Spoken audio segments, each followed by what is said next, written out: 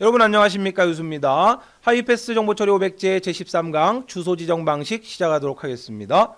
자, 우리는 인스트럭션, 명령어에 대해서 계속 정리를 하고 있어요. 자, 이전 12강에서 오퍼랜드와 관련된 내용을 정리했죠. 오퍼랜드, 주소가 몇 개 오느냐에 따라서 0주소 지정 방식부터 3주소 지정 방식까지 정리를 끝냈어요. 자, 이번 시간에도 마찬가지로 이제 오퍼랜드에 대해서 정리를 하는 건데, 이번 시간에는 좀 관점이 달라요. 자, 이러한 오퍼랜드, 주소부에 따라서 어떻게 데이터를 찾아가느냐, 자, 이러한 방법에 대해서 공부하는 겁니다. 자, 여러 가지 방식이 있어요. 즉시 주소 지정 방식, 직접 또는 간접 주소 지정 방식이 있는데, 이 각각의 방식은 어떻게 다른지, 자, 실제 어떻게 데이터를 찾아가는지 비교 정리를 할 거고요. 자, 계산에 의한 주소 지정 방식이 있습니다. 그 중에서도 상대 주소 지정 방식이 시험 문제 잘 나와요. 자, 계산에 의한 주소 지정 방식은 어떠한 것을 의미하고 상대 주소 지정 방식은 어떻게 실제 데이터를 찾아가는지, 자, 이러한 내용들 함께 정리해 보도록 하겠습니다. 준비되셨나요? 자, 시작합니다. 자, 그러면 주소 지정 방식부터 한번 들어가 보도록 할게요. 자, 오퍼랜드, 다시 말하면 오퍼랜드부를 결정하는 주소 지정 방식, 어드레싱 모드라고 하는데, 자, 이러한 주소 지정 방식은 여러 가지가 있어요. 자, 보세요. 연산에 필요한 데이터나 데이터의 위치를 찾는 방법을 주소 지정 방식이라고 한다. 자, 다시 말하면 오퍼랜드부의 주소값을 가지고 실제 어떻게 데이터를 찾아가느냐. 자, 그러면 이제 한 가지 기억해 두실 용어가 있는데, 자, 앞으로 이제 제가 수업을 진행하면서 유효 주소라고 하는 말을 많이 쓸 거예요. 자, 이전 강좌에서도 잠깐 설명을 드렸었는데, 유효 주소라고 하면 영문으로는 effective address라고 합니다. 자, 다시 말하면 이 유효 주소는 실제 데이터가 위치한 주소값을 말하는 거예요. 예를 들어서 실제 연산에 사용할 데이터가 120번지에 있었다면 바로 이 120번지라고 하는 주소값이 유효 주소값이 되는 겁니다. 이해되셨죠? 자, 앞으로 수업 진행하면서 유효 주소 또는 제가 effective address라고 하면 실제 데이터가 위치한 주소값을 의미하는구나, 이렇게 정리하시면 돼요. 자, 우리가 크게 이제 오퍼랜드부를 결정할 때, 자, 접근 방식에 의해서 어떻게 접근하느냐, 다시 말하면 실제 데이터를 어떻게 찾아가느냐에 따라서, 자, 이런 여러 가지 방법으로 나뉘어집니다. 이걸 일부러 외우실 필요 없어요. 자, 이번 시간에 하나하나 내용 정리를 할 겁니다. 자, 그리고 또 한 가지 방법은 이제 계산에 의한 주소 지정 방식이 있어요. 자, 계산을 해서 유효 주소를 결정하는 방식인데, 자, 이러한 방식에 대해서 이제 하나하나 정리를 할 겁니다. 이 내용을 일부러 암기하지 마시고요. 자, 이제 시험 문제에 주소 지정 방식으로 옳지 않은 것을 골라라 시험 문제 나와요. 그럼 여러분들 아마 문제 두 문제 풀어보시면 똑같이 정답은 똑같이 나왔을 겁니다. 아마 템포러리 어드레싱이라고 해서 임시 주소 지정 방식이라고 하는 건 없다라고 하는 거, 요거 하나만 기억하시면 됩니다. 자, 따라서 이거 일부러 외우려고 하지 마시고, 자, 문제 자체를 암기하시면 됩니다. 바로 문제로 들어갈게요. 자, 121번입니다. 다음에서 주소 지정 방식이 아닌 것은, 자, 1번 다이렉트 어드레싱이라고 하면 직접 주소 지정 방식이라고 합니다. 자, 2번 템포러리 어드레싱, 자, 이건 이제 임시 주소 지정 방식이라고 하는데, 자, 이런 건 없다라고 말씀드렸죠. 따라서 항상 정답은 템포러리 어드레싱이에요. 자, 3번 이미디어트라고 하면 즉시 주소 지정 방식이라고 합니다. 자, 4번에 렐러티브 어드레싱이라고 하면 요건 상대 주소 지정 방식이라 그래요. 자, 따라서 용어가 이제 익숙해지셔야 되니까 자꾸 이제 익혀두셔야 됩니다. 자, 다이렉트 그러면 직접이고요. 이미디어트 그러면 즉시란 뜻이에요. 자, 네 번째 렐러티브 어드레싱이라고 하면 상대 주소 지정 방식이라고 합니다. 자, 그러나 템포러리 어드레싱은 없다, 기억해 두시고요. 자, 따라서 정답 2번입니다. 계속해서 유사 문제 2번 보시면, 자, 이 문제가 좀 특이하게 출제됐는데 일단 문제를 한번 볼게요. 32가지 서로 다른 동작을 수행하고 직접 주소 지정 방식과 간접 주소 지정 방식을 선택적으로 사용할 수 있으며 4개의 레지스터를 가진 컴퓨터의 기억장치 크기가 4KB일 때, 자, 결국 구하라고 하는 것은 명령어의 크기가 총 몇 비트가 되어야 하느냐, 이걸 구분하라는 이야기예요. 자, 그러면 명령어는 크게 오피코드와 오퍼랜드 그 사이에 모드 비트가 있죠, 그죠? 자, 그러면 오피코드를 결정할 수 있는 건 여기서 할 수 있죠. 32개의 서로 다른 동작을 수행한다라고 했기 때문에, 자, 32가지의 서로 다른 동작을 오피코드로 표현하려면, 그렇죠? 오피코드는 5비트가 있어야 한다는 거예요. 자, 따라서 오피코드는 5비트가 필요하고요. 자, 그 다음 직접 주소 지정 방식과 간접 주소 지정 방식을 선택적으로 사용할 수 있으며, 그러면 자, 이걸 가지고 우리 알 수 있는 건 모드 비트가 몇 비트냐를 알 수 있죠. 자, 몇 비트면 될까요? 그렇죠, 1비트면 되겠네요. 자, 1비트면, 자, 0이면 직접, 예를 들어서 1이면 간접, 이렇게 되면 되니까요, 그죠? 자, 따라서 모드 비트가 1비트면 됩니다. 자, 그 다음 4개의 레지스터를 가진 컴퓨터래요. 자, 일단 설명을 먼저 드릴게요. 4개의 레지스터다 그러면 레지스터가 4개 있다는 소리예요. 범용 레지스터를 말하는 겁니다. 자, 이때 레지스터는 레지스터 전체 통틀어서 4개 있다는 게 아니라 범용 레지스터가 4개 있다는 거예요. 그러면 이 범용 레지스터를 주소를 붙여줘야 되는데, 그러면 4개니까 2비트면 되는 거죠. 자, 2비트면 4개의 레지스터에 주소를 붙일 수 있죠. 0번 레지스터, 1번 레지스터, 2번 레지스터, 3번 레지스터 이렇게 2비트를 할당하면 4개의 레지스터에 각각 주소를 표현할 수 있다는 거예요. 자, 따라서 레지스터의 주소를 표현할 때 2비트면 된다는 이야기고요.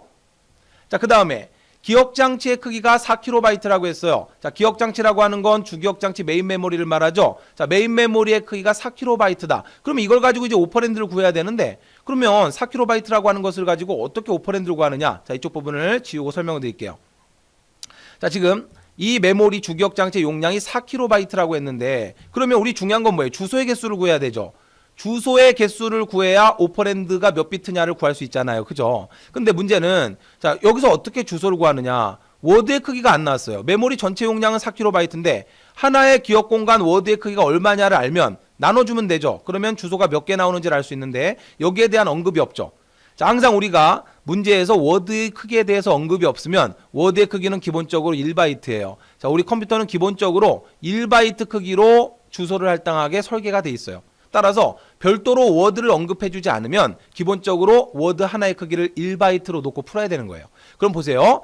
이 메모리 전체의 용량이 4KB라는 이야기는 하나의 기억 공간의 크기가 1바이트니까 1바이트의 기억 공간이 몇 개 있다는 거예요. 4K개가 있다는 거죠. 4K개. 이해되셨습니까? 자, 1바이트 기억 공간이 4K개, 약 4000개가 있기 때문에 이 메모리의 용량이 4KB가 되는 거예요. 키로는 1000을 말하죠. 물론 정확히는 1024지만 대략 1000을 말하잖아요. 따라서 1바이트짜리 기억 공간이 4000개가 있다는 거예요. 그러면 4KB의 용량이 나오죠. 자, 따라서 주소가 4K개가 필요합니다. 그럼 4K개, 4000개의 주소를 표현하기 위해서 몇 비트? 12비트면 되죠? 그죠? 자, 2의 10승이 1024 아닙니까? 암기하셔야 됩니다. 자, 2의 10승이 1024라 그랬어요. 그러면 2의 11승은 얼마예요? 2048이 되겠죠? 자, 2048이 되고요. 2의 12승은 4096이 되죠. 오케이. 자, 따라서 4K개의 주소를 표현하기 위해서는 12비트면 되는 거예요. 자, 이걸 또 어떻게 구할 수 있어요? 4KB라고 했으니까 4K. 그러면 4는 2의 2승이죠. 자, 키로는 1000을 의미합니다. 1024. 자, 따라서 1024는 2의 10승이죠. 자, 따라서 지수 법칙에 의해서 지수를 더해주니까 2의 12승이 되는 거죠. 자, 2의 12승이니까 12비트면 된다는 거예요. 자, 따라서 이 주소를 다 표현하기 위해서 4000개의 주소를 표현하기 위해서 몇 비트면 된다는 소리입니까? 12비트면 된다는 거예요.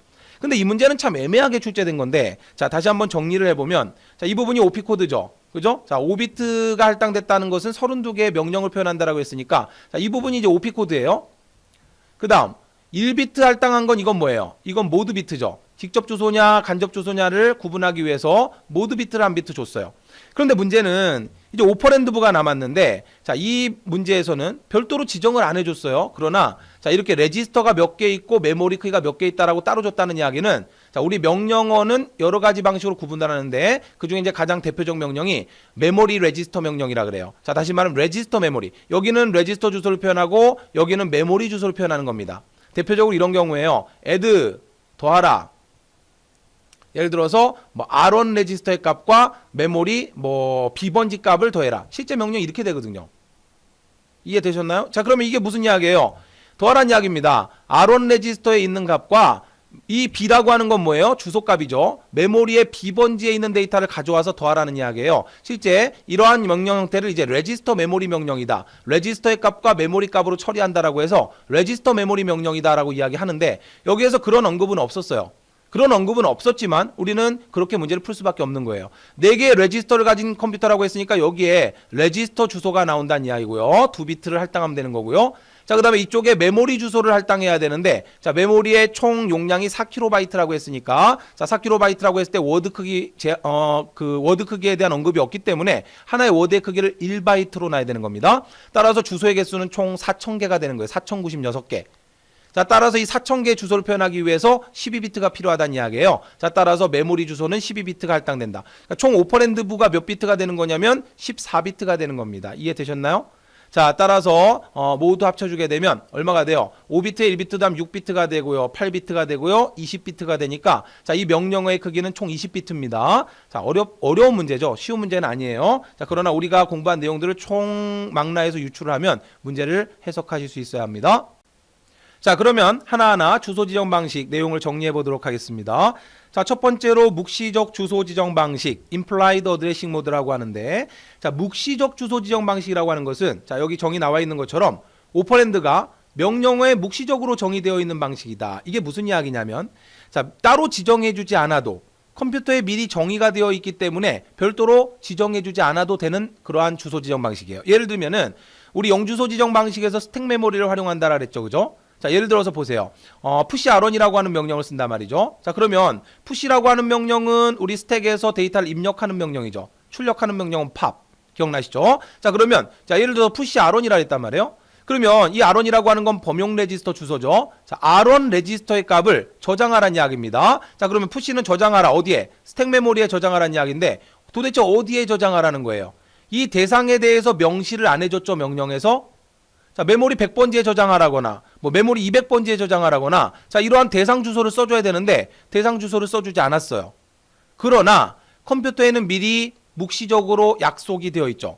push라고 하는 명령이 들어오면 자, 메모리 스택 공간으로 가서 스택 메모리 공간에서 탑 포인터가 가리키고 있는 자, 다시 말하면 탑 포인터가 지금 100번지를 가리키고 있다면 그러면 말 그대로 100번지 공간에다가 이 r1 레지스터 값을 저장하면 되는 거죠. 컴퓨터는 이렇게 약속이 되어 있죠.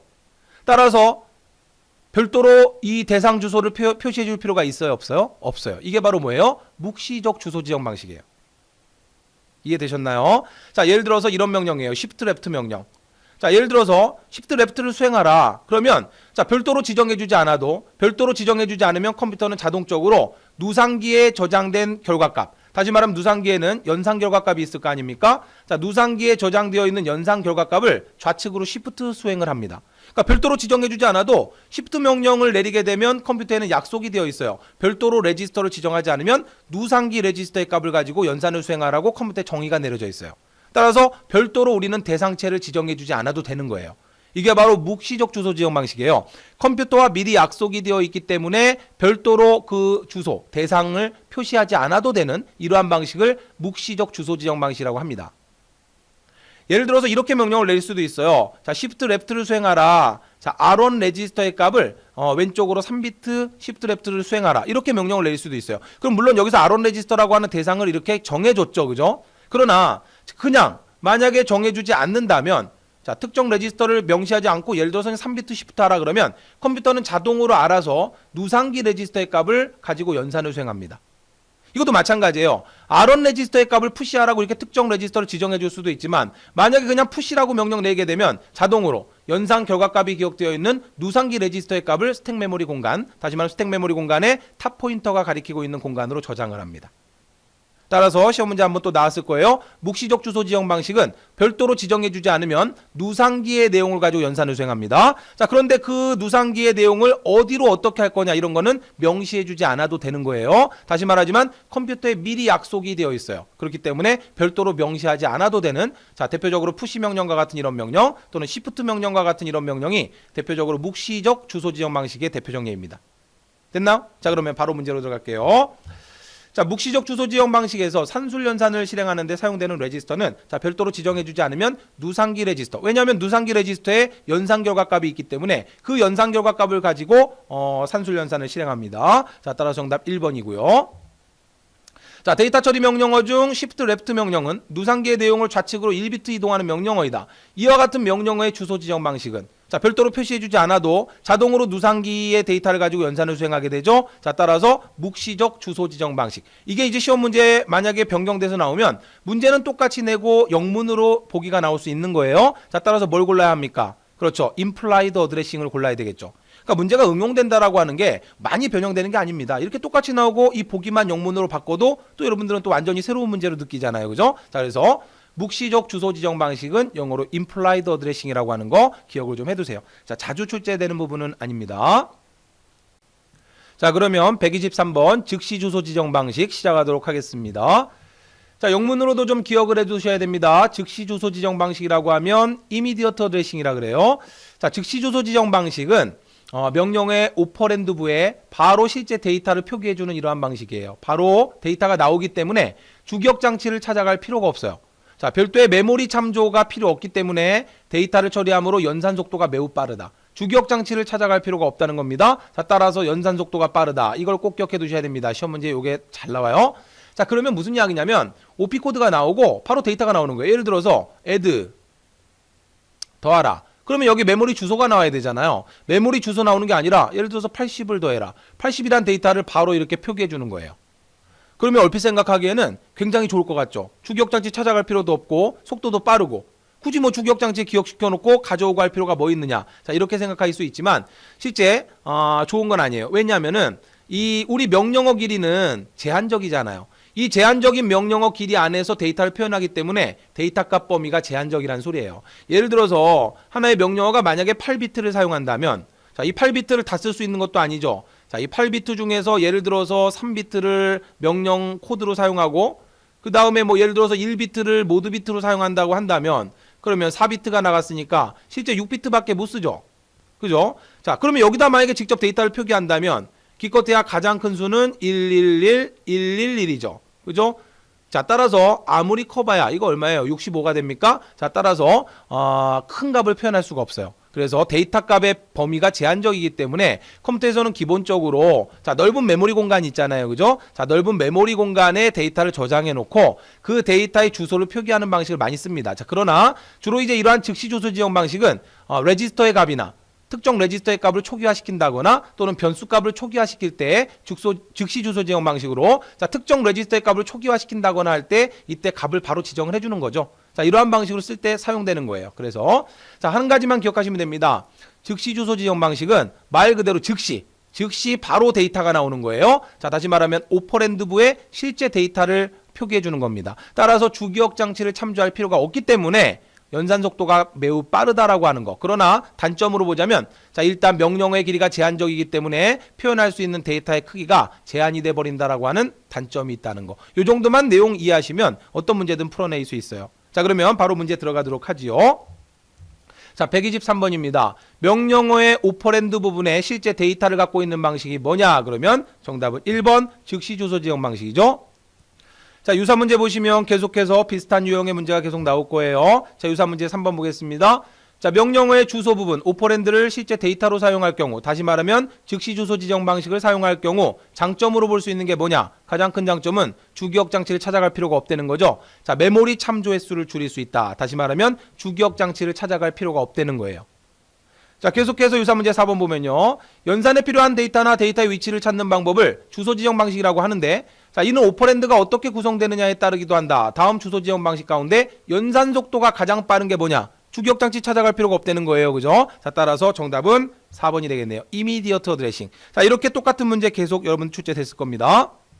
자, 정리하자면 즉시 주소 지정 방식은 오퍼랜드의 실제 데이터를 표현하는 거예요. 자, 따라서 주기억 장치를 찾아가지 않기 때문에 속도는 빠르지만 그러나 명령어의 길이가 제한적이기 때문에 표현할 수 있는 데이터의 크기에 제약을 받게 된다. 그렇기 때문에 실제로 많이 사용되지는 않고 특정 레지스터 값을 초기화할 때 주로 많이 쓰는 명령이에요. 자, 이미디어트 어드레싱 영문으로도 꼭 기억해 두시기 바랍니다. 시험 문제는 이렇게 이미디어트 영문으로 출제될 수 있어요. 자, 오케이, 끝났습니다. 자, 그러면 124번 직접 주소 지정 방식 정리 시작하도록 하겠습니다. 자, 직접 주소 지정 방식은 영어로 다이렉트 어드레싱 모드라고 하는데 자, 다이렉트 바로 찾아가면 원하는 데이터를 찾을 수 있다는 뜻이에요. 자, 다시 말하면 OP 코드가 나오고 오퍼랜드 값에 100이라는 값이 나온다면 자, 만약에 이게 즉시 주소 지정 방식이라면 이 100이라고 하는 값 자체가 연산에 사용할 데이터지만 직접 주소 지정 방식이라고 하면 이 100의 의미는 주소값이죠. 자, 이 주소값을 메모리로 보냅니다. 그러면 메모리 100번지로 찾아가 보면 실제 데이터가 바로 나오는 거예요. 그러니까 우리가 일반적으로 명령어를 설명할 때 가장 기본적으로 직접 주소 지정 방식으로 지금까지 설명을 드렸던 거죠. 자, 예를 들어서 add 더하라, 100을 더하라. 근데 이 100이라고 하는 값이 만약에 즉시 주소 지정 방식이었다면 이 100이라는 오퍼랜드 값 자체가 데이터가 되는 거지만 직접 주소 지정 방식이다 그러면 이 100이라고 하는 값을 메모리로 보낸단 말이죠. 그래서 찾아가 보면 100번지에 바로 내가 원하는 데이터를 한 번에 찾을 수 있다 이 소리예요.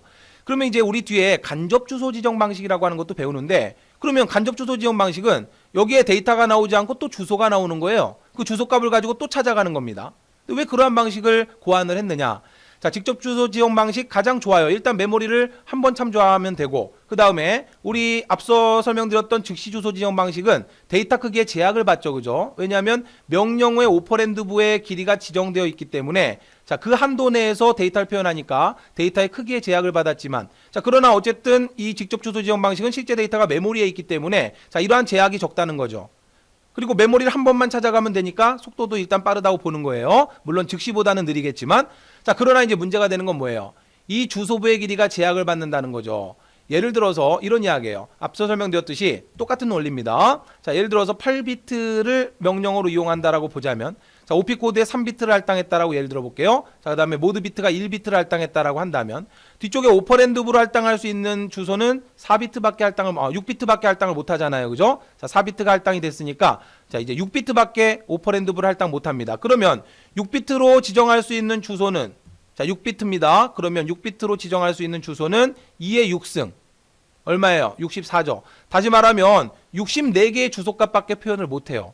그럼 이게 어떤 문제가 돼 버리냐면 예를 들어서 내가 메모리를 장착하려고 합니다. 컴퓨터에. 그럼 실제 메모리에 기억 공간이 64개가 아니라 예를 들어서 뭐 120개의 기억 공간이 있어요. 그러면 아무리 120개의 기억 공간이 있다 할지라도 자, 실제 사용할 수 있는 주소는 몇 개밖에 안 돼요? 64개밖에 못 쓰는 거예요. 왜냐하면 명령어에서 나머지 주소를 표현할 수가 없기 때문에. 무슨 말씀인지 이해되시나요? 아무리 용량 큰 메모리를 장착한다 할지라도 자, 6비트밖에 할당이 안 되어 있기 때문에 주소부에 따라서 6비트로 할당할 수 있는 주소의 개수는 최대 64개밖에 안 됩니다. 그렇기 때문에 아무리 120개의 기억 공간을 가진 주기억 장치 메인 메모리를 장착했다 할지라도 실제 사용할 수 있는 공간은 64개의 기억 공간밖에 사용하지 못하는 거예요. 자, 실제로 여러분들 사용하고 계시는 윈도우즈 32비트 같은 경우에는 자, 윈도우즈 32비트 주소 체계는 아무리 용량이 커봐야 4GB밖에 메모리 인식을 못합니다. 아시겠죠? 자, 따라서 이게 단점이 되는 거예요. 그래서 자, 우리 윈도우즈 7이나 윈도우즈 8 같은 경우에 64비트 운영체제가 있죠? 자, 64비트 운영체제는 4GB가 아니라 굉장히 커요. 뭐 거의 우리가 지금 사용하고 있는 메모리로 보자면 무제한급이라고 생각하셔도 돼요. 왜 그래요? 그만큼 워드의 크기가 크잖아요. 다시 말하면 32비트로 표현할 수 있는 주소는 4GB라고 하는 게 얼마냐면 2의 32승이 되는 거예요. 자, 2의 32승을 한번 제가 풀어볼까요? 자, 2의 30승이죠. 2의 30승 곱하기 2의 2승이라고 풀 수 있죠. 그죠? 그럼 2의 2승은 얼마가 됩니까? 2의 2승은 4가 되죠. 2의 30승은 얼마냐면 기가예요. 자, 그러면 보세요. 왜 2의 30승이 기가냐? 키로입니다. 키로는 1000이에요. 여기에다가 또 1000배를 하면 메가입니다. 메가는 100만이에요. 메가에다가 또 1000배를 하면 기가라고 하는 단위였어요. 기가는 10억이라고 말씀드렸죠. 그죠? 자, 따라서 이 기가는 자, 키로가 1000이니까 2의 10승, 1024. 그리고 메가는 여기다가 또 1000을 곱한 거니까 2의 20승이 되는 겁니다. 기가는 2의 30승을 의미하는 거예요. 따라서 보세요. 32비트 컴퓨터이기 때문에 표현할 수 있는 메모리 주소는 아무리 커봐야 4GB. 그러나 4GB가 채 안 되죠. 왜냐하면 이 32비트에 어떻게 돼요? OP 코드도 포함돼야 되니까 실제 32비트를 모두 주소로 쓸 수 없죠. 이해되셨나요? 따라서 여러분들이 만약에 윈도우즈 32비트 버전을 설치하고 사용하신다면 4GB 이상의 메모리를 아무리 컴퓨터에 장착한다 할지라도 컴퓨터는 4GB까지밖에 인식을 못해요. 자, 이러한 이제 실질적인 내용까지도 여러분들이 이해하실 수 있는 거죠. 의미 이해되셨습니까? 자, 정리합니다. 직접 주소 지정 방식은 자, 바로 이 오퍼랜드 값을 가지고 주기억 장치를 한번 찾아가면 한 번만에 원하는 데이터를 찾는 거예요. 따라서 자, 이 오퍼랜드부에 바로 뭐가 나와요? 이펙티브 어드레스, 유효 주소 값이 바로 표기되는 방식이죠. 자, 이것을 직접 주소 지정 방식이라고 합니다. 자, 그런데 문제는 뭐예요? 오퍼랜드부의 길이가 제한이 있기 때문에 제약을 받기 때문에 전체 사용할 수 있는 메모리의 주소 표현을 다 할 수 없다는 거죠. 자, 이러한 용량 큰 메모리를 사용할 때 자, 내 컴퓨터가 32비트 운영체제를 사용한다면 아무리 내가 8GB 메모리를 장착한다 할지라도 실제 컴퓨터는 4GB밖에 인식을 못해요. 나머지 4GB는 있으나 마나한 겁니다. 이해되셨나요? 이런 부분 때문에 자, 좀 더 융통성 있게 간접 주소 지정 방식이라고 하는 걸 만들어서 사용하는 겁니다. 자, 그러나 간접 주소 지정 방식은 이제 잠시 뒤에 정리하고요. 자, 교재 내용 정리하자면 명령어의 오퍼랜드부에 실제 유효 주소가 나오는 거예요. 따라서 이 유효 주소로 바로 한 번만에 데이터를 찾아갈 수 있는 방식입니다. 자, OP 코드를 제외하고 남은 비트만 주소 비트를 사용하기 때문에 주소 비트의 길이가 제한적이기 때문에 사용할 수 있는 기억 장소의 수, 다시 말하면 메모리의 크기가 제한을 받게 된다라고 하는 그러한 단점이 있다는 거예요. 오케이? 자, 문제 풀어보도록 합니다. 명령어의 주소 부분에 실제 사용할 데이터의 유효 주소를 저장하고 있다. 데이터가 저장되어 있다라 그러면 즉시죠. 그러나 유효 주소가 저장되어 있다라고 했기 때문에 정답은 다이렉트 어드레싱. 자, 영문으로 시험 출제될 수 있는 겁니다. 문제 똑같이 하고 이걸 전부 영문으로 바꿔서 출제되면 다이렉트 어드레싱 모드를 골라내셔야 되겠죠. 자, 이 문제는 어려운 문제 아니에요. 기억장치 주소와 그 내용이 다음 표와 같다고 할 때 어셈블리어로 자, 로드 120. 자, 어셈블리어라고 하는 프로그래밍 언어가 있어요. 자, 여기에서 로드 120이라고 하는 명령을 썼대요. 자, 읽어오란 이야기 아닙니까? 그죠? 자, 그러면 120을 읽어오라는 게 아니라 120 번지값을 읽어오라는 거죠. 자, 직접 주소 지정 방식을 썼답니다. 그러면 120 번지라고 하는 이 주소값이 유효 주소가 되는 거 아닙니까? 그죠?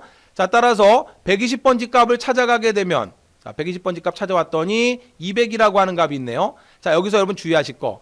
오퍼랜드는 무엇이 되느냐? 이걸 주의하셔야 돼요. 그래서 제가 이전에 뭐라고 말씀드렸냐면 오퍼랜드라고 하면 우리가 일반적으로 오피코드 오퍼랜드라고 명령어를 구분하지만 이놈이 오퍼랜드가 아니라고 말씀드렸죠. 이놈은 정확하게 뭐라고 해야 돼요? 오퍼랜드부.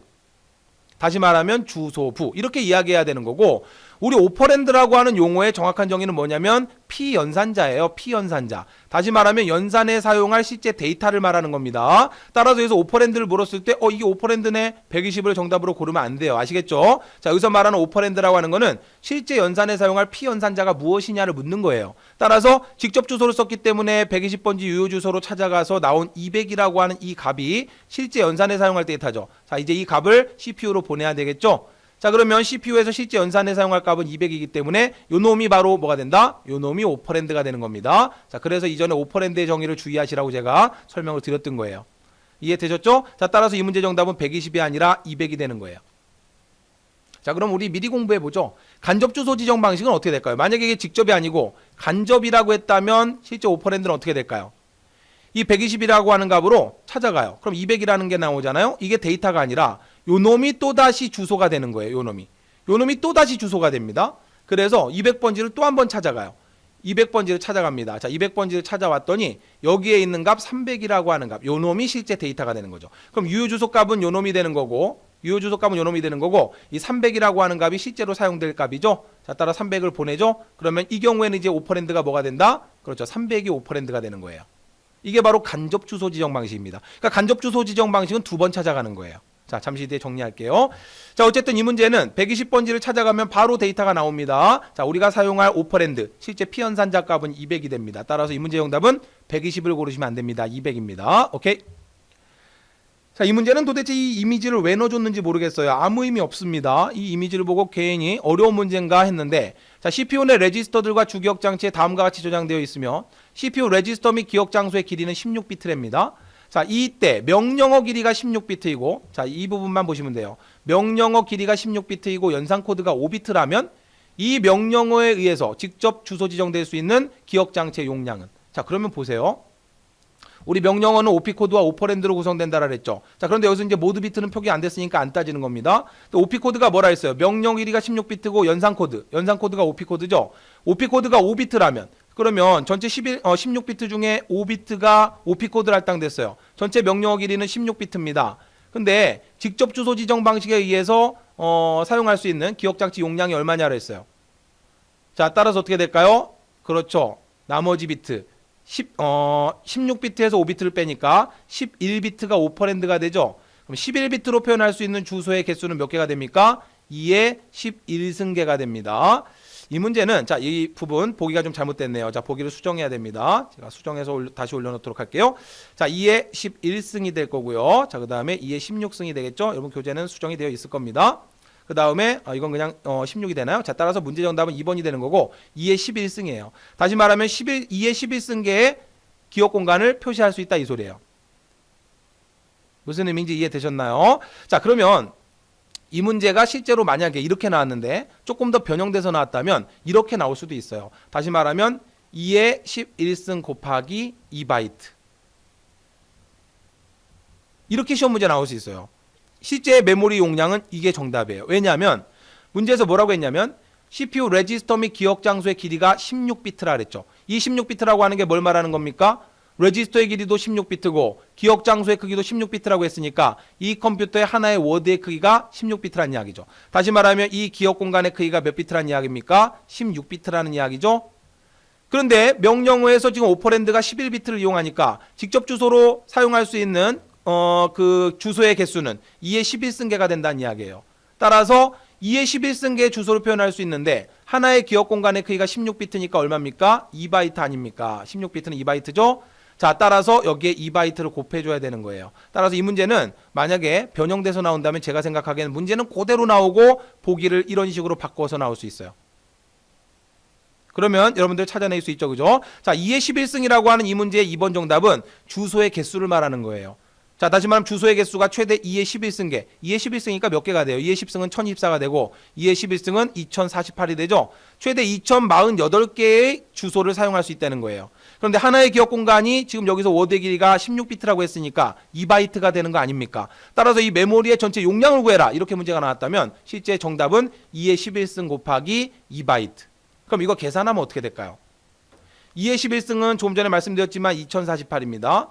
자, 여기에 2바이트를 곱하게 되면 4096이 되죠. 4096바이트가 되는 거죠. 그러면 4096바이트는 얼마가 될까요? 4kB. 제 생각에는 아마 조만간에 이 문제가 변형돼서 나올 건데 그대로는 안 나올 거란 말이에요. 만약에 변형돼서 나온다면 문제는 똑같이 나오고 이 보기만 바꿔서 출제될 확률이 높아요. 그러면 정답을 얼마로 골라야 된다? 4kB로 골라야 되는 겁니다. 자, 왜 4kB가 나왔는지 정확히 이해를 하셔야 되는 거예요. 아, 5비트는 오피 코드고 그럼 오퍼랜드로 11비트니까 2의 11승계. 다시 말하면 2048개의 주소를 표현할 수 있다는 거죠. 그죠? 그래서 이 문제 정답은 2의 11승인데 그런데 여기서 하나의 워드의 길이가 16비트라고 했기 때문에 16비트는 2바이트 아니에요. 자, 따라서 2048에 2를 곱하니까 4096바이트가 되는 겁니다. 메모리 용량은. 자, 4096바이트는 곧 4kB가 되죠. 자, 1K가 1024니까.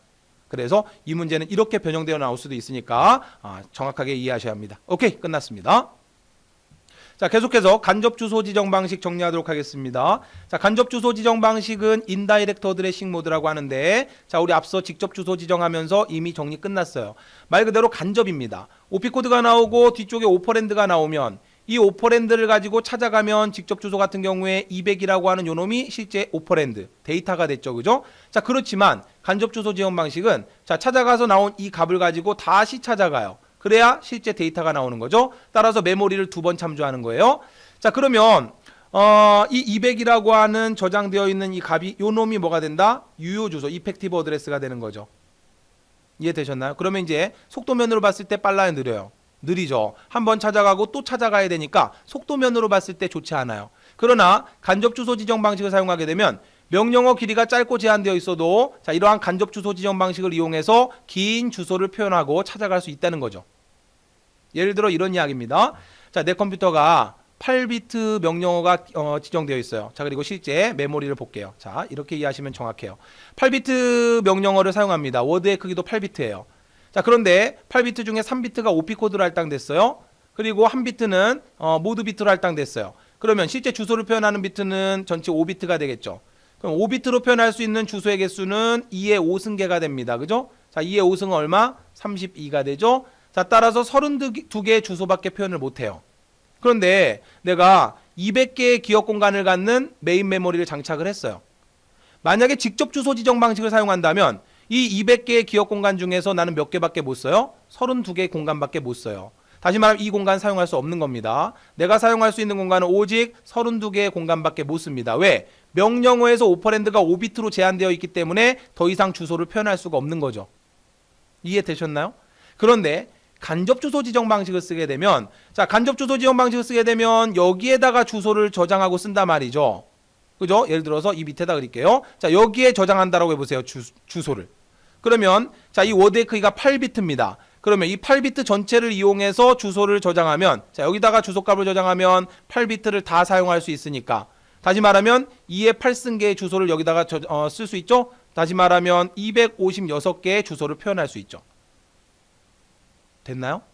따라서 자, 여기에 있는 예를 들어서 180번지가 있다라고 해봐요. 이 180번지라고 하는 주소값을 여기다가 바로 표현할 수 있어요, 없어요? 못 쓰죠. 왜냐하면 여기 5비트까지밖에 안 되기 때문에 기껏 해봐야 제일 커봐야 하나, 둘, 셋, 넷, 다섯. 이게 얼마예요? 31이에요. 자, 다시 말하면 31번지밖에 표현을 못합니다. 근데 180번지라고 하는 이 값을 여기다 쓸 수 없어요. 자, 그런데 이 180번지라고 하는 주소값을 여기다가 저장하게 되면 여기다가 180번지라고 저장을 하게 되면, 그리고 여기에는 자 예를 들어서 여기 주소가 20번지라면 여기에는 자 20번지라고 주소를 표기하고 이 20번지를 가지고 20번지를 찾아가 보면 여기에 180번지라는 주소값이 나와서 이 주소값으로 다시 180번지를 찾아가면 우리가 이 공간을 활용할 수 있게 된다는 겁니다. 이해되셨나요? 아, 그렇구나. 그래서 자, 이 간접 주소 지정 방식을 이용해서 좀 더 긴 주소를 찾아갈 수 있게, 좀 더 큰 메모리 용량을 활용할 수 있게, 물론 속도는 느려지지만 간접 주소 지정 방식을 사용하면 속도가 빨라진다. 맞아요, 틀려요? 틀려요. 속도는 느립니다. 그렇지만 두 번 찾아가야 되니까 속도는 느리지만 큰 메모리 공간을 활용할 수 있게, 융통성 있게 쓸 수 있게 만들어낸 방식이 바로 간접 주소 지정 방식이에요. 의미 이해되셨습니까? 오케이. 자, 그러면 이러한 내용도 한번 정리해 볼게요. 우리 컴퓨터는 32비트 컴퓨터입니다. 그러면 보세요. 32비트 명령을 사용하죠. 그런데 직접 주소 지정 방식을 사용하면, 자, 만약에 32비트 중에 8비트를 명령 코드로 사용한다라고 해볼게요. 자, 8비트를 명령 코드로 사용하고 예를 들어서 2비트를 모드 비트로 사용한다. 그러면 실제 오퍼랜드 비트는 몇 비트가 남습니까? 자, 10비트가 빠져나가니까 22비트가 남을 거예요. 이해되셨나요? 자, 그러면 이 22비트의 주소값으로 표현할 수 있는 주소의 개수는 2의 22승계가 됩니다. 그죠? 그런데 우리 컴퓨터는 4GB까지 메모리 인식한다 그랬죠. 근데 실제 4GB까지는 안 돼요. 그게 왜 그러냐면, 자, 이제 한번 내용을 보세요. 만약에 간접 주소 지정 방식을 쓰면, 자, 이 워드 공간 하나가 32비트죠. 그러면 간접 주소 지정 방식을 쓰면 32비트를 사용하니까 여기에다 주소값을 저장하면 2의 32승까지 표현 가능하잖아요. 그죠? 그러면 약 4기가의 주소를 표현할 수 있다는 이야기죠. 40억 개. 그런데 왜 4GB를 다 못 쓰느냐? 왜 못 쓰느냐? 이 4기가, 다시 말하면 4기가라고 하는 건 약 40억 개의 주소를 말합니다. 다시 말하면 32비트로는 40억 개의 주소를 표현할 수 있어요. 그런데 왜 40억 개의 주소를 다 못 쓰냐면 이 중에 일부는 입출력 장치에게 할당이 되어 있어요. 자, 나중에 우리 혹시 이 부분까지 공부할지 어쩔지는 모르겠으나, 자, 입출력 장치에게 할당된 주소가 있어요. 예를 들어서 입출력 장치로 예를 들어서 10,000개의 주소가 할당되어 있다면, 자, 40억 개 중에 실제 40억 개를 다 못 쓰고 10,000개는 못 쓰는 거예요. 자, 예를 들어 1억 개의 주소를 입출력 장치 할당했다. 그러면 39억 개밖에 못 쓰는 겁니다. 그래서 우리 컴퓨터는 실제 32비트 운영체제를 사용하실 경우에 4GB를 채 못 사용합니다. 4GB가 안 돼요. 실제 인식하는 메모리는. 조심하셔야 돼요. 내 컴퓨터 운영체제가 32비트 운영체제인데, 자, 컴퓨터를 고치러 갔더니 메모리 늘리면 막 빨라진답니다. 그래서 메모리를 막 8GB, 10몇 GB를 장착하면 좋대요. 거짓말입니다. 예, 메모리 팔아먹기 위한 거짓말이에요. 쏘시면 안 되는 거예요. 내 컴퓨터가 윈도우즈가 32비트 운영체제면은요, 아무리 커봐야 4GB까지밖에 인식을 못해요. 이 이상 메모리 있어 봤자 표현이 안 되는 겁니다. 왜냐하면 이 워드의 크기가 32비트예요. 아무리 간접 주소 지정 방식을 쓴다 할지라도 여기에 32비트를 다 써봐야 표현할 수 있는 주소의 개수는 4기가, 다시 말해 40억 개밖에 안 되는 거예요. 그 이상의 주소는 표현을 못합니다. 그렇기 때문에 32비트 운영체제는 최대 4GB. 그러나 4GB 같이 안 된다. 왜냐하면 입출력 장치 할당된 주소값이 있기 때문에 그래요. 자, 이거는 이제 실제 우리가 사용하고 있는 컴퓨터에 대한 이야기입니다. 상식으로 꼭 기억해 두세요. 자, 됐어요. 그러면 자, 이러한 내용들 정리하시고 문제 바로 풀겠습니다. 자, 125번입니다. 주소 지정 방식 중 오퍼랜드가 메모리상의 데이터 주소를 기억하고 그 주소에 기억되어 있는 데이터에 접근하는 방식이 뭐냐? 자, 말을 잘 읽어보시면 간접 주소 지정 방식을 의미합니다. 자, 유사 문제 1번 볼게요. 간접 주소 지정 방식에 대해서 설명하고 있는 거. 자, 나머지 쭉 읽어보시고요. 정답은 2번. 인스트럭션의 길이가 짧고 제한되어 있어도, 자, 이러한 간접 주소 지정 방식을 이용해서 긴 주소, 다시 말하면 큰 메모리 용량을 활용할 수 있다는 거죠. 자, 정확히 한 번 기억 장치를 접근한다. 이건 직접입니다. 그죠? 자, 자료를 기억 장치에 읽어야 할 필요가 없으므로 말도 안 되죠. 그죠? 자료가 기억된 장소에 직접 사상시킬 수 있는, 직접 사상시킨다라고 하면 뭐예요? 이거는 직접 주소 지정 방식을 말하는 거죠. 자, 사상시킨다라고 하는 건 자료가 저장되어 있는 기억 장소의 위치를 직접 바로 매칭시킬 수 있다는 그런 뜻이에요. 따라서 이거는 직접 주소 지정 방식을 말하는 겁니다. 정답은 2번이에요. 자, 간접 주소 지정 방식을 표현한 것은 2번 문제 정답 몇 번입니까? 정답은 4번. 명령문 내의 번지는 실제 데이터 위치를 찾을 수 있는 번지가 들어있는 장소를 표시한다. 말이 어렵죠, 그죠? 자, 이런 이야기죠. 실제 내가 사용하고자 하는 데이터는 여기에 있어요. 실제 데이터는 여기에 있어요. 그런데 이 데이터의 주소를 직접 주소 지정 방식으로 표현할 수 없단 말이죠. 이 주소가 너무 큰 값이라. 그러면 이 주소 값을 자, 이 주소값을 어디다 표현했다는 이야기예요? 자, 메모리 기억 공간에다가 저 주소값을 저장시켰다는 이야기죠. 그죠? 자, 이 주소값을 저장시키고, 그리고 이 주소값을 어떻게 한다? 오퍼랜드에 쓴 거죠. 예를 들어서 이게 5번지라면 오퍼랜드에 5번지라는 값을 써버리고, 그리고 5번지를 찾아와서 이 주소값으로 요놈을 찾아간다는 이야기죠. 그래서 이 주소가 예를 들어서 뭐 8300번지라고 한다면, 자, 이 주소값을 표현할 수 없어요. 그러면 간접 주소 지정 방식을 써서 이 8300번지라고 하는 값을 여기다가 저장시켜 놓고, 그리고 8300번지가 저장된 5번지라는 값을 여기다가 오퍼랜드에다 표시해서 두 번 찾아가게 하는 거죠. 자, 말을 보세요. 명령문 내의 번지는 요놈을 말하죠. 명령문 내에 있는 5번지라고 하는 이 번지는 실제 데이터의 위치를 찾을 수 있는 번지. 그게 뭐예요? 8300번지라는 거죠. 실제 데이터 여기 있잖아요. 실제 데이터의 위치를 찾을 수 있는 번지는 바로 요놈 유효 주소를 말하는 거죠. 자, 이 유효 주소 값, 다시 말하면 실제 데이터의 위치를 찾을 수 있는 번지, 요 말을 다른 말로 바꾸면 이펙티브 어드레스를 말하는 거예요. 유효 주소 값의 번지가 들어있는 장소를 표시한다. 이해되셨습니까? 따라서 간접 주소 지정 방식이죠. 자, 말이 헷갈리지만 분석해 보시면 이해하실 수 있어요. 자, 다음 주소 지정 방식 중 명령어가 피연산자의 주소가 아닌 피연산자의 주소가 저장된 곳의 주소. 됐죠? 정답 뭡니까? 인다이렉트 어드레싱입니다. 정답 1번입니다. 자, 126번 간접 주소 지정 방식 고급 문제 들어가도록 하겠습니다. 자, 괜히 고급 문제라고 하니까, 그리고 여러분들 유사 문제를 보니까 좀 어렵게 보여요. 자, 그러나 전혀 주눅 드실 필요 없습니다. 간접 주소 지정 방식 문제가 워낙 많아서 제가 125번, 126번 분리한 것 뿐이지 뭐 내용 자체가 어렵거나 하지 않아요. 자, 간접 주소 지정 방식 설명드린 내용만 정확하게 이해하고 계신다면 어렵지 않게 문제 풀어낼 수 있어요. 자, 바로 문제 풀이로 들어가도록 하겠습니다. 126번입니다. 자, CPU 내 레지스터들과 주기억 장치에 다음과 같이 저장되어 있다. 이거 아무것도 아니에요. 그리고 CPU 레지스터는 여기서 아무 의미 없어요. 문제에서. 그냥 괜히 여러분들 어렵게 느껴지시라고 혼란을 주기 위해서 그냥 넣어놨을 뿐이지 문제 푸는데 아무런 필요가 없어요. 자, 간접 주소 지정 방식을 사용했다고 했어요. 자, 이때 명령어의 주소 필드에 저장된 내용이, 그러면 명령어의 주소 필드는 뭘 말하는 거예요? 주소 필드. 주소 필드는 다른 말로 오퍼랜드를 말하는 거죠. 자, 다시 말하면 OP 코드가 나오고, 그리고 오퍼랜드부에 뭐가 나왔냐면 170이라고 하는 값이 나왔대요. 그런데 간접 주소 지정 방식을 썼다 그랬잖아요. 그러면 인출되는 데이터, 자, 인출되는 데이터는 실제 오퍼랜드를 말하죠. 자, 오퍼랜드가 얼마냐는 이야기죠. 그러면 간접 주소 지정 방식이니까 172번지를 찾아가겠죠. 메모리 172번지 어디 있어요? 여기 있네요. 자, 따라서 메모리 172번지를 한번 찾아갑니다. 찾아갔더니 020이라는 값이 나왔어요. 자, 이게 데이터입니까? 아니죠. 주소죠. 자, 202번지라고 하는 주소예요. 자, 0202, 202번지라는 값을 가지고 202번지. 자, 앞에 0은 의미 없으니까요. 202번지를 다시 찾아갑니다. 다시 말하면 요놈이 유효 주소가 되는 거죠.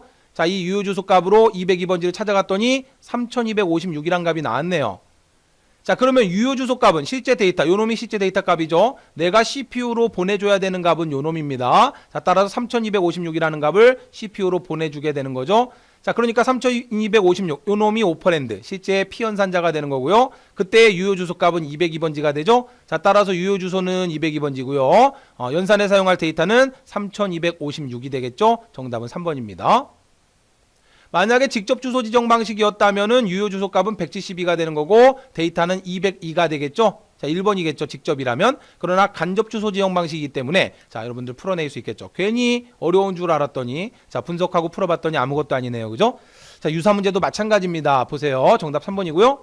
다음 명령어의 실행에 필요한 메모리 참조 횟수가 몇 번이냐. 자, 이 문제는 좀 생각을 해야 되는 문제인데, 자, 보세요. 간접 주소 지정 방식을 썼답니다. 그러면 간접 주소 지정 방식은 데이터를 찾아오기 위해서 몇 번 접근합니까? 자, 여기서 100이라고 했지만 실제 100번지를 찾아가면 데이터가 있나요?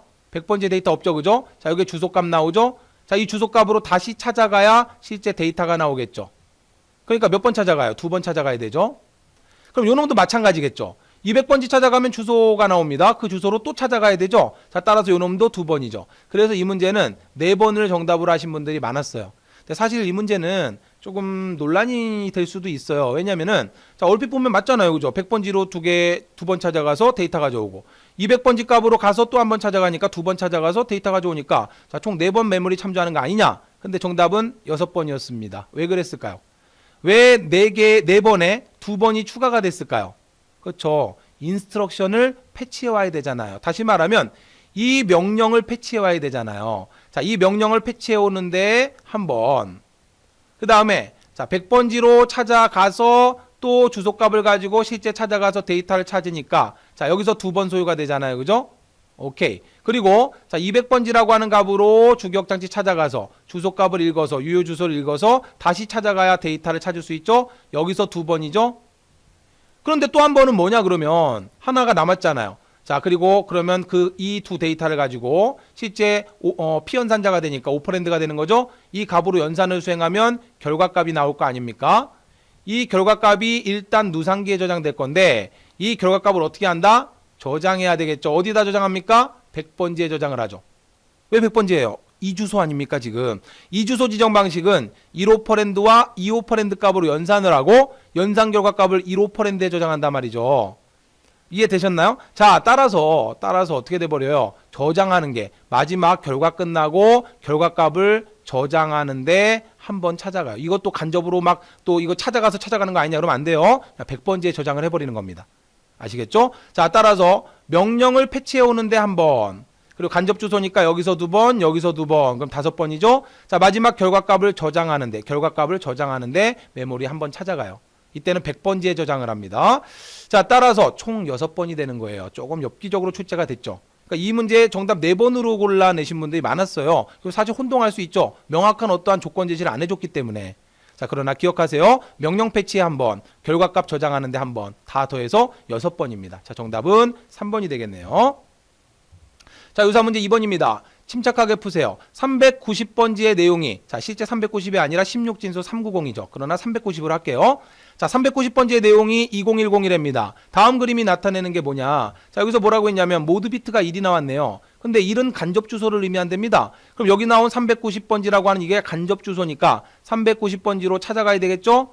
자, 390이 아니라 16진수 390이라고 했지만, 자, 여기에 뭐가 있대요? 2010이 있다 그랬어요. 390번지를 찾아갔더니 2010이 있답니다. 요 놈이 뭐가 됩니까? 요 놈이 유효주소가 되는 거 아닙니까? 자, 이 유효주소 값으로 실제 몇 번지를 찾아가요? 2010번지를 찾아갔더니 여기에 실제 데이터가 나오더라. 그러면 자, 이 문제에서 나타내는 게 뭐예요? 2010번지의 내용과, 다시 말하면 2010번지에 저장된 내용 요 놈 아닙니까? 요 놈을 가지고 와서 1주소니까 주소값 하나 나왔으니까 1주소잖아요. 자, 이 놈을 가지고 와서 이 데이터 값이 피연산자가 되는 거고, 자, 이걸 누구한테 더합니까? 누상기의 값과 더하는 거죠. 자, 2010번지의 내용을 읽어와서 누상기의 값과 더하는 거죠. 정답 몇 번? 2번. 되게 어려운 것 같지만, 그죠? 어렵지 않잖아요. 2010을 더하는 게 아니죠. 2010을 더한다면 이건 직접이죠. 직접이라면 390번지로 가서 나온 요 놈이 데이터가 되니까 이 2010이라는 값을 누상기에 더하는 거지만, 간접이라고 했기 때문에 2010번지를 찾아가야 데이터가 나옵니다. 그 데이터 값을 가지고 와서 누상계 값과 더해야 되죠. 왜냐하면 1주소 지정이니까 누상계 값과 더하는 거예요. 따라서 2010번지에 저장되어 있는 내용을 가져와서 누상기 레지스터의 값과 더한다. 정답은 2번입니다. 어렵지 않네요. 그죠? 3번. 기억장치 내용이 다음과 같을 때 어셈블리어로 LDA, 자, LDA 명령이라고 하는 거는 Load to Accumulator의 약자예요. 그래서 누상기로 읽어오라는 겁니다. 자, 다시 말하면 메모리 34번지로 가서 읽어와서 누상기로 결과값을 읽어오라는 이야기인데, 그런데 간접 주소 지정 방식으로 수행이 된다라 했어요. 간단하잖아요. 그러면 34번지 찾아갔더니 나온 39, 요 놈이 뭐가 된다? 요 놈이 이펙티브 어드레스가 되죠. 자, 이 유효 주소 값으로 39번지를 찾아갔더니 결과값은 127. 자, 따라서 우리가 원하는 오퍼랜드 값은 피연산자 값은 127이 되는 겁니다. 자, 따라서 직접 방식으로 수행할 때 A, 간접 방식으로 수행될 때 B라고 했으니까, 자, 만약에 B는 127이 되는 거고요. 만약에 직접 주소 지정 방식이다 그러면 요놈이 데이터가 되는 거 아니에요? 요놈이 A가 되는 거죠. 자, 따라서 직접 주소 지정 방식이다 그러면 오퍼랜드는 39가 되는 거고요. 피연산자는, 자, 간접 주소 지정 방식이라 그러면 피연산자는 127이 되는 겁니다. 자, 따라서 39, 127이 되니까 정답은 3번이 되겠네요. 자, 무슨 이야기인지 이해하시죠? 계속합니다.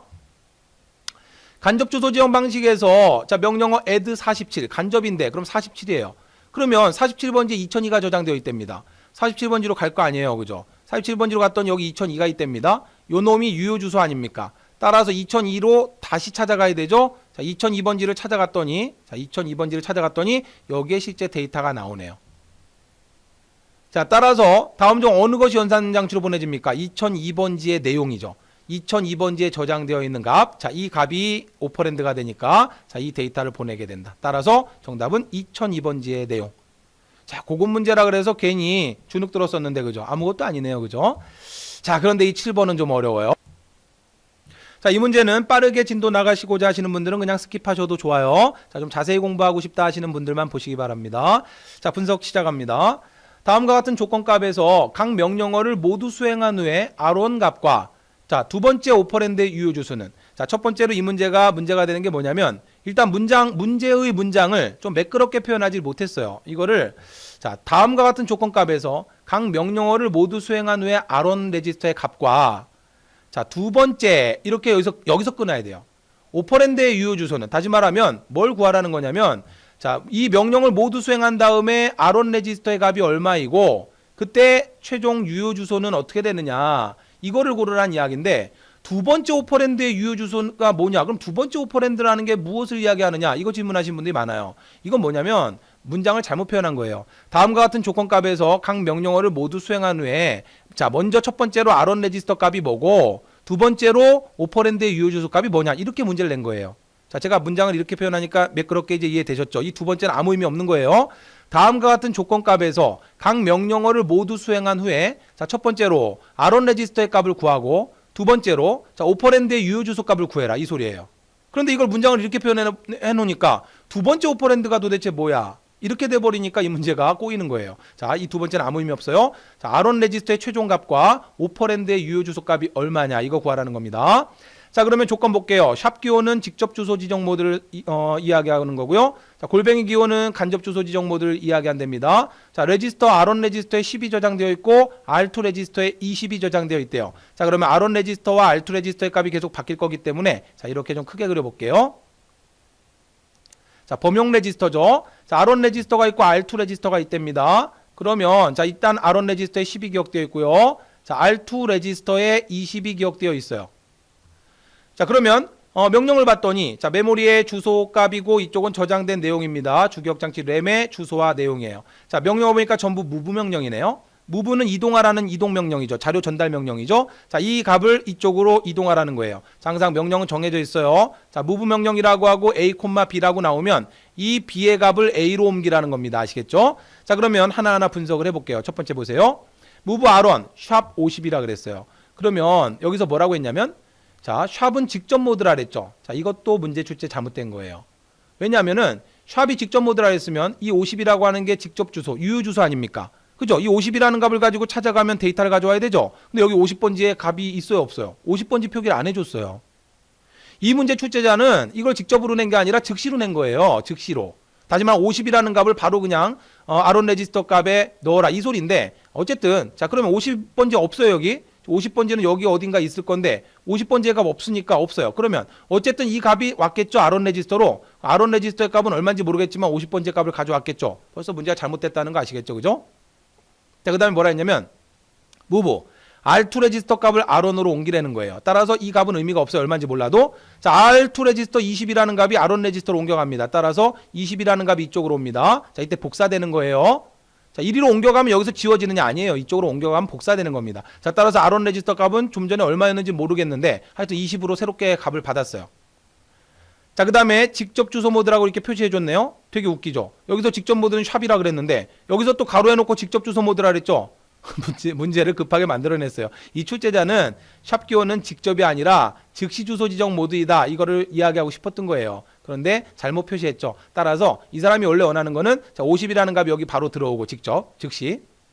그리고 나서 R2 값을 R1으로 옮기니까 50이 주어지고 20이라는 값 새로 들어오고 그 다음에 100이 직접 주소라 그랬어요. 그러면 자, 요놈이 유효 주소죠. 100번지를 찾아가죠. 자, 100번지를 찾아갔더니 200이라는 값 나왔네요. 요놈이 데이터죠. 요놈이 어디로 가요? R1 레지스터로 옮기라는 이야기죠. 따라서 200이라는 값이 R1 레지스터로 들어오니까 20 지워지고 새롭게 200이라는 값이 이렇게 들어오죠. 자, 그 다음에 이번에는 간접이랍니다. 골뱅이가 간접이라 했잖아요. 자, 간접 주소인데 100번지랍니다. 그러면 100을 찾아가서 이때 200이라고 하는 게 주소죠. 요놈이 유효 주소죠. 자, 200이라고 하는 값으로 200번지를 찾아갔더니 300이란 값이 있네요. 요놈을 보내야 되겠죠. 어디로? R1 레지스터로 보내죠. 자, 따라 300이란 값이 들어오니까 200 지워지고 새롭게 300이란 값이 이렇게 들어와요. 여기까지 이해하셨죠? 그죠? 그 다음에 요놈이 뭐냐면 자, 이거는 선감소라 그래요. 자, 마이너스 기호는 먼저 감소를 시키는 거예요. 먼저 감소를 시킵니다. 다시 말하면 R2 레지스터에 있는 값을 먼저 감소시키고 찾아가라는 소리예요. 그러니까 R2 레지스터의 값을 1 감소시키고 20에서 19로 먼저 감소를 시키고 그리고 감소시킨 이 값을 가지고 19번지를 찾아가라는 거예요. 19번지 값 60이죠. 60이라는 값이 아론 레지스터로 들어온 겁니다. 따라서 아론 레지스터는 60이 이렇게 들어와요. 자, 이런 거에 대한 정의를 모르니까 그럼 명시도 안 해줬어요. 그죠? 그래서 이 문제는 생뚱맞은 거예요. 자, 어쨌든 성감소를 시키는 겁니다. 먼저 감소를 시켜주고 20에서 19로 먼저 이를 감소시키고 나서 그리고 나서 이 주소값을 가지고 19번지를 찾아가는 거죠. 그래서 60이란 값을 1로 보낸 거예요. 요거는 후증가입니다. 이거는 후증가라 그래요. 자, 나중에 값을 증가시키라는 거예요. R2 레지스터에 있는 값으로 먼저 찾아간 다음에 나중에 증가시키라는 거죠. 그러니까 19번지라는 값으로 먼저 또 찾아가요. 찾아가서 60이라는 값을 다시 보내요. 따라서 60이 그대로 다시 60이 되는 겁니다. 그러고 나서 후증가하라는 거예요. 따라서 19가 얼마로 다시 바뀌냐면 20으로 다시 바뀌어요. 자, 이 부분이 이해가 잘 안 되시죠? 그죠? 먼저 감소시키고 20번지에서 19번지로 먼저 감소시키고 감소시킨 그 주소값으로 찾아가는 거예요.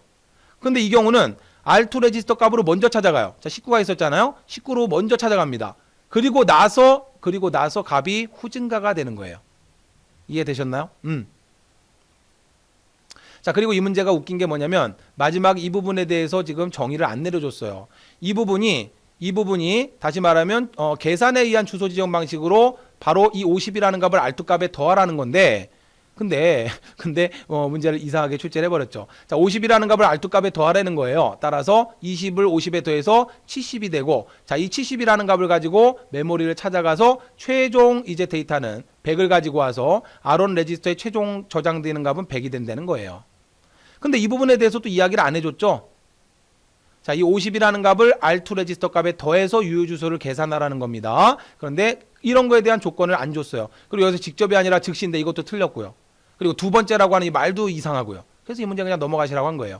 따라서 최종 정답은 아론 레지스터에 최종적으로 남는 값은 뭐가 됩니까? 100이 됩니다. 따라서 아론 레지스터의 값은 100이 되는 거고요. 자, 두 번째로 자, 오퍼랜드의 유효 주소, 최종 유효 주소 값은 얼마가 되냐면 70이라는 값이 최종 데이터의 유효 주소가 되는 거예요. 그래서 최종 유효 주소 값은 70이 되고 아론 레지스터 값은 100이 돼서 정답은 1번인데 자, 풀이 과정 쭉 한번 보시되 그냥 넘어가셔도 좋습니다.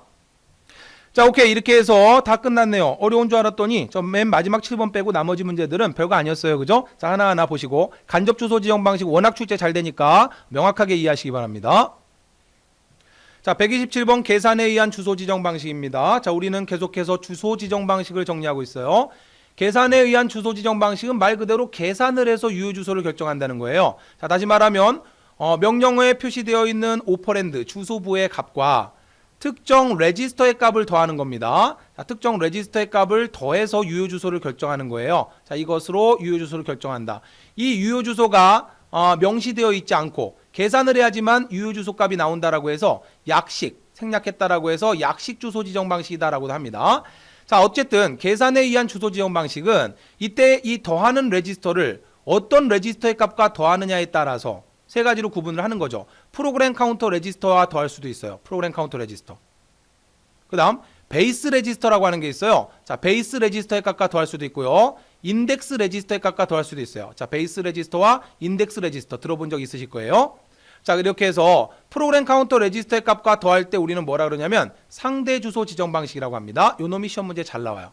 자, 베이스 레지스터와 더하면 베이스 주소 지정 방식이고요. 인덱스 레지스터와 더하면 인덱스 주소 지정 방식이라고 합니다. 그러니까 레지스터만 다를 뿐 다 똑같이 계산에 의해서 오퍼랜드 값과 더해서 유효 주소를 구하는 그러한 주소 지정 방식이에요. 변이 주소 지정 방식이라고도 합니다. 왜냐하면 오퍼랜드 값에 자, 이 레지스터 값들이 변이 값이 되는 거예요. 여기는 시작 값이 되는 거고 오퍼랜드 값이 100입니다.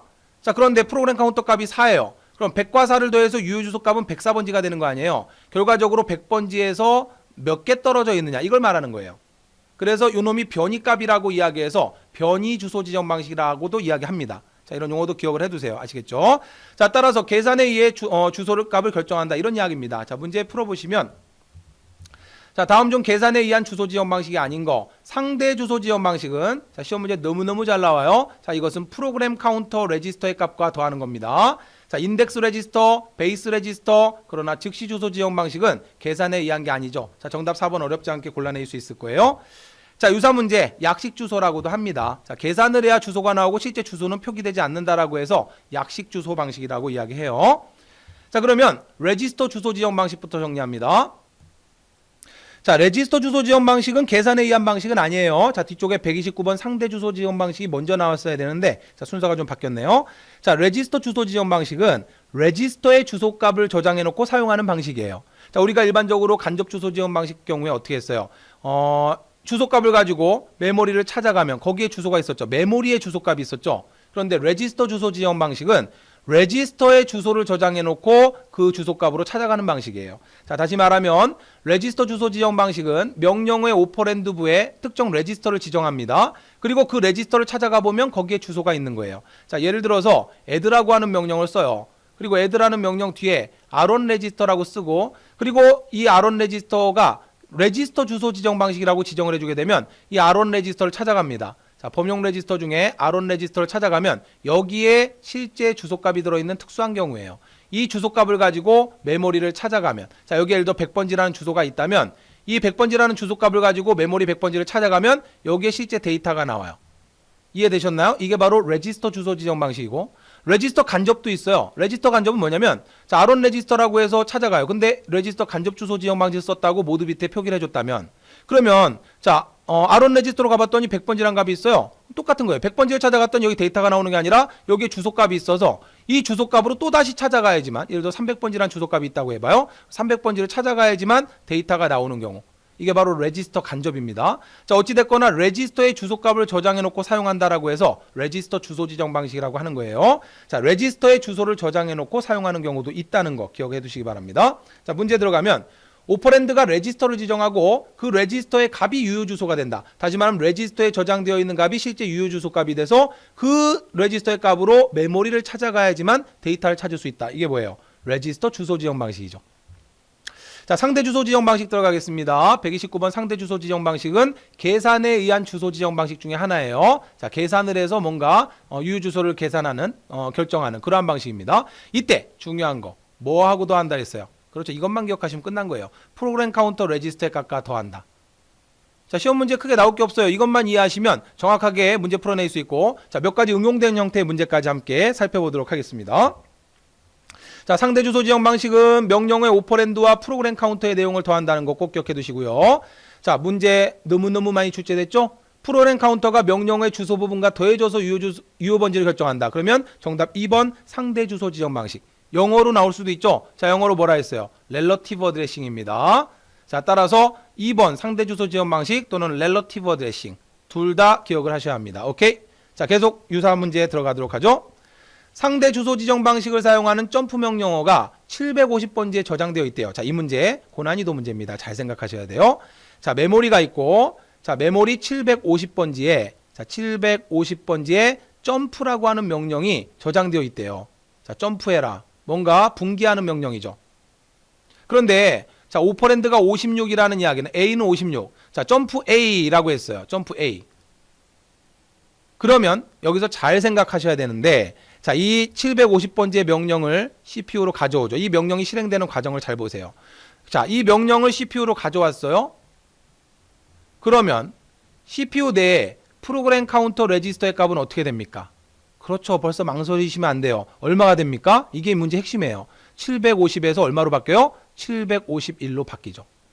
자, 이 점프 A라고 하는 750번지 명령을 패치해오는 순간, 가져오는 순간 프로그램 카운터 레지스터의 값은 자동으로 1 증가돼서 751로 바뀌어요. 자, 그리고 이 명령을 어디로 갖고 와요? 메모리 버퍼 레지스터로 가져올 거 아닙니까? 자, 메모리 버퍼 레지스터로 가져와서 어디로 옮겨요? 인스트럭션 레지스터로 옮기겠죠. 자, 그림으로 그려보자면 메모리 버퍼 레지스터로 가지고 왔어요.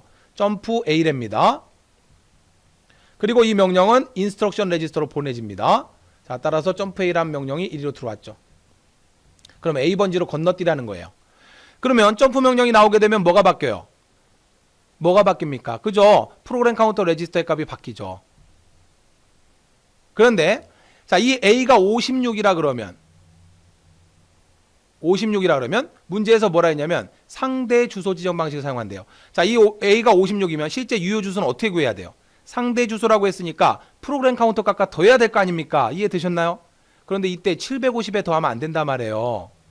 750번지 명령을 가져왔기 때문에 프로그램 카운터는 이 명령을 가져옴과 동시에 751로 자동으로 1 증가된 상태입니다. 따라서 자, 점프 A라고 할 때 이 A번지가 만약에 56이라면 상대 주소 지정 방식 썼다라고 했으니까 이 오퍼랜드에 해당하는 56과 프로그램 카운터 751을 더해야 되는 겁니다. 아시겠죠? 750이 아니에요. 751입니다.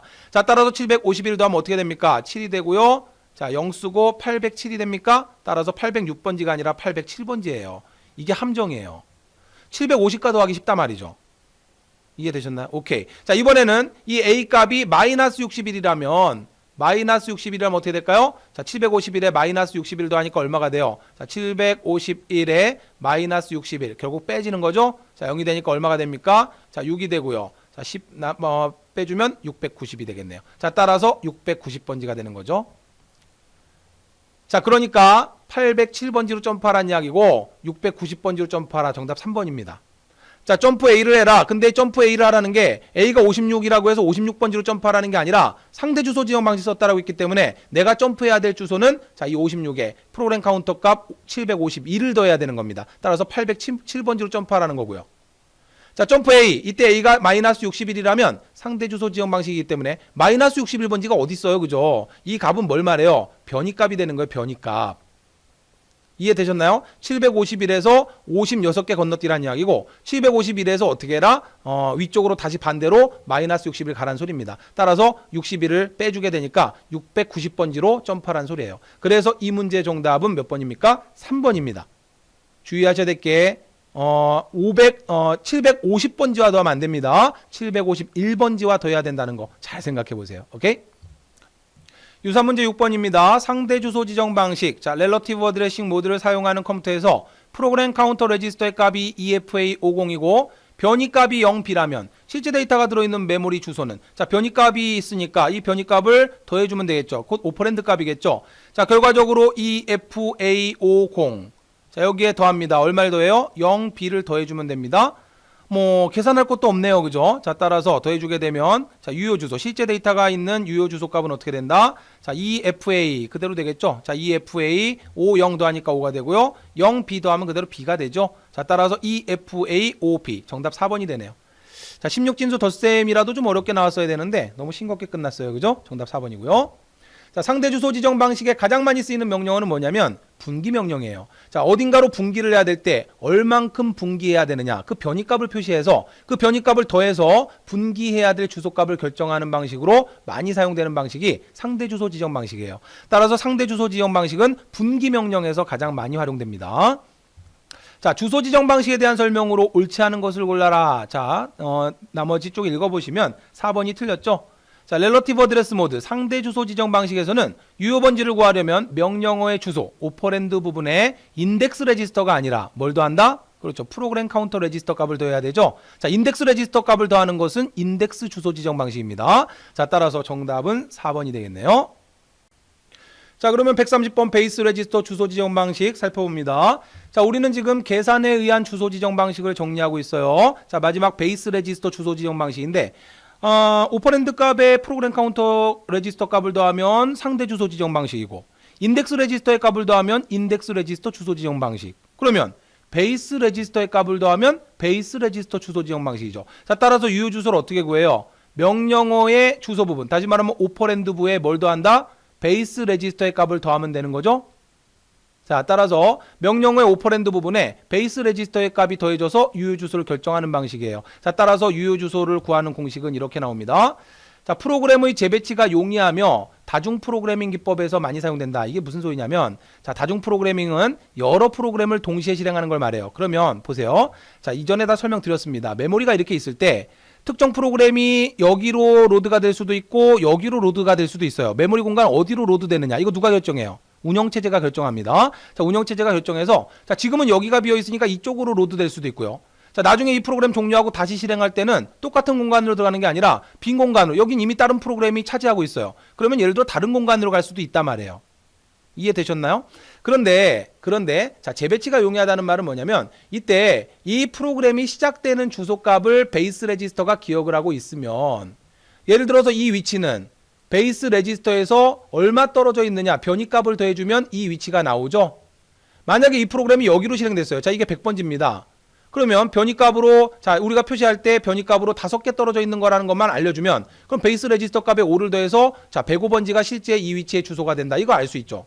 만약에 이 프로그램이 이쪽으로 로드가 됐어요. 그래서 자 여기서부터 시작됩니다. 자, 이 시작 주소는 200번지예요. 베이스 레지스터가 200번지를 기억하죠. 그러면 다섯 번째 떨어진 곳은 계산해내면 바로 구할 수 있죠. 205번지가 된다는 소리죠.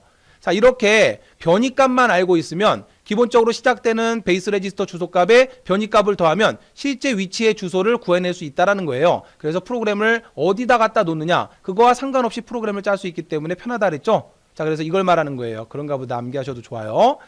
자, 그런데 이 문제는 130번 문제를 보면 아주 특이한 문제가 나왔어요. 펜티엄 프로세서를 사용한 컴퓨터에서 베이스 주소 지정 방식을 나타낸 게 뭐냐. 그러면 우리 앞에 공식 정리한 것처럼 베이스 주소 지정 방식의 공식은 뭐예요? 오퍼랜드 값에 뭘 더하면 됩니까? 오퍼랜드 값에 뭐예요? 베이스 레지스터 값을 더하면 되죠. 여기서 뭐라 했냐면 SR은 세그먼트 레지스터, BR은 베이스 레지스터, 인덱스 레지스터, A는 오퍼랜드 필드, 그 다음에 EA는 유효 주소, LA는 선용 주소라는 특이한 게 나왔어요. 그럼 여기서 EA 값을 구해라 그러면은 자 우리가 얼핏 생각하기에는 당연히 유효 주소 값은 어떻게 구합니까? 오퍼랜드 어디 있어요? 오퍼랜드 필드 여기 있네요. 자, 다시 말하면 오퍼랜드 값에다가 더해주면 된다. 뭘 더하면 될까요? 그렇죠. 베이스 레지스터 값을 더하니까 BR 값을 더하면 된다. 자, 이렇게 해서 이 문제는 정답을 4번으로 골라내신 분들이 많고 실제 그렇게 생각하기가 쉬워요. 그렇잖아요. 그죠? 아, 오퍼랜드 값에 베이스 레지스터 값을 더하면 유효 주소가 결정된다. 분명히 우리 그렇게 공부했잖아요. 이 문제는 틀리라고 낸 문제예요. 아주 엽기적인 문제인데 펜티엄 프로세서를 사용한 컴퓨터에서라 그랬죠. 이 펜티엄 프로세서는 아주 특화된 주소 지정 방식을 사용하는데 다시 말하면 여기 보면 선형 주소라고 하는 리니어 어드레스라고 하는 게 보이죠. 자, 선형 주소 값이라고 하는 특이한 개념이 나와요. 그러면 주로 이제 배열을 이용할 때 이런 부분을 많이 쓴다라고 말씀드렸는데 자, 보세요. 프로그램이 이렇게 메모리가 이렇게 있습니다. 내가 배열을 만들었어요. 자, 예를 들어 프로그램을 짤 때 A라는 이름으로 10개의 기억 공간을 갖는 기억 공간을 만들어라 그러면 이제 배열을 선언해 주는 거예요. 자, 이렇게 배열을 선언해 주게 되면 이제 운영 체제가 메모리 공간 중에 일부 공간을 배열로 만들어요. 자, 다시 말하면 이렇게 해서 자, 메모리 0번지부터 메모리 9번지까지 10개의 공간을 만듭니다. 자, A라는 이름으로 A 배열의 0번지부터 A 배열의 9번지까지 그럼 10개 공간이죠. 자, 이렇게 10개 기억 공간을 만들어요. 그리고 이 0번지의 주소값을 0번지의 실제 주소값을 어디에 기억시키냐면 베이스 레지스터에 기억을 시킵니다. 예를 들어서 지금 A 배열의 0번지가 100번지다. 100번지에서 시작했다 그러면 베이스 레지스터는 100번지라고 하는 값을 기억하게 되는 거예요. 이해되셨나요? 오케이. 자, 그러면 프로그래머가 프로그램 짤 때 자, 이 배열이 여기에 만들어지든 아니면 자, 빨간색으로 표시할게요. 만약에 이 배열이 실행될 때 이 프로그램이 실행될 때 운영체제가 여기로 할당을 했어요. 메모리 어느 부분을 할당하든 프로그램은 아무 상관없이 그냥 A 배열의 4번지 값이라고 이렇게 프로그램 짜면 된단 말이에요. A 배열의 4번지 값에 플러스 30을 더해라. 그래서 A 배열의 5번지 값에 저장해라. 이렇게 짜주면 실제 이 주소값 몰라도 얼마든지 프로그램 짤 수 있죠. 그죠? 이거예요. 그러면 이때 자, 이 100번지라고 하는 시작 주소, 베이스 레지스터에 있는 이 시작 주소 값. 다시 말하면 이 베이스 레지스터에 있는 이 시작 주소 값을 유효 주소라고 이야기해요. 그리고 선형 주소라고 하는 건 실제 계산된 결과의 물리적 주소를 말합니다. 다시 말하면 자, 요 놈이 유효 주소고요. 여기에 실제 오퍼랜드 필드에 나와 있는 다시 말하면 A 배열의 네 번째다 그러면 이때 네 번째라고 하는 요 놈이 오퍼랜드 필드가 되는 거예요. 이 오퍼랜드 필드의 네 번째라고 하는 값을 더해서 그러면 다시 말하면 100번지라고 하는 유효 주소 값에 자, 이 A 배열의 요 값이 더해서 4가 더해져서 104번지라고 하는 실제 지금 내가 사용할 주소를 구해내잖아요. 그죠? 얘는 104번지가 되죠? 요 놈을 뭐라고 이야기하냐면 선형 주소다라고 이야기해요. 이 선형 주소 값은 항상 같은 게 아니다 말이죠. 여기로 배열이 읽혀지느냐? 그러면 100번지에 네 번째 104를 더해서 104번지가 되는 거고 만약에 여기로 읽혀졌다면 그러면 예를 들어서 A 배열이 이쪽으로 읽혀졌다면 0번지의 주소가 예를 들어서 300번지라면 베이스 레지스터는 100이 아니라 300을 기억하고 있겠죠? 따라서 이걸 유효 주소라고 봐요. 펜티엄 컴퓨터에서. 그리고 이 유효 주소 값에 300번지라고 하는 값에 자, 우리 A 배열의 네 번지 그러면 네 번째. 그럼 네 번째라고 한 요놈이 오퍼랜드가 되는 거죠. 300에 4를 더해서 실제 주소는 304번지가 되죠. 자, 304번지가 실제 A 배열의 네 번째 공간이다. 이렇게 되는 거 아니에요. 그럼 이 주소는 304번지죠? 이때 이 304번지 이걸 뭐라 그래요? 선형 주소라 그래요. 그래서 선형 주소 값은 자, 이펙티브 어드레스를 더합니다. 어디에다 넣어요? SR 값, 세그먼트 레지스터에 더한다. 세그먼트 레지스터라고 하는 건 또 요거에 대한 기억을 하고 있는 레지스터예요. 자, 따라서 모르셔도 됩니다. 그래서 이 문제는 의외로 4번 정답으로 많이들 고르셨지만 이 문제 정답은 3번이에요. 그래서 자, 이런 정리가 있어요. 펜티엄 프로세서에서 주소 지정 방식은 쭉 정리했죠. 세그먼트의 시작 주소와 이 주소를 더하면 선형 주소가 결정된다. 이러한 정의가 있어요. 그래서 일반적으로 펜티엄 프로세서의 주소 지정하는 방식들이라고 해서 자, 만약에 베이스 방식이다라고 하면 자, 이렇게 정의를 내립니다. 선형 주소는 세그먼트 레지스터 값에다가 변이 값을 더한다는 거예요. 베이스 레지스터 값을 더한다. 자, 그런가 보다 하세요. 다시 출제되면 외우시면 됩니다. 그냥 그런가 보다 하셔도 좋아요. 자, 베이스 레지스터의 주소 지정 방식의 특징이 아닌 것은 정답 4번입니다. 인스트럭션의 길이가 길어져요? 아니죠. 정답 4번이고요. 자, 주소 지정 방식에 대한 설명을 옳지 않은 것을 골라라. 쭉 읽어보시면 정답은 인덱스 주소 지정 방식은 프로그램 카운터를 사용합니까? 아니죠. 인덱스 레지스터의 값을 오퍼랜드 값에 더하는 거죠. 그래서 정답 3번이에요. 자, 이렇게 해서 모든 문제 풀어봤습니다. 자, 문제들 다시 한번 쭉 정리하시면서 암기하셔야 될 문제는 간단히 암기하시면서 자, 내용 정리, 출제되는 포인트를 정리하시기 바랍니다. 수고하셨습니다.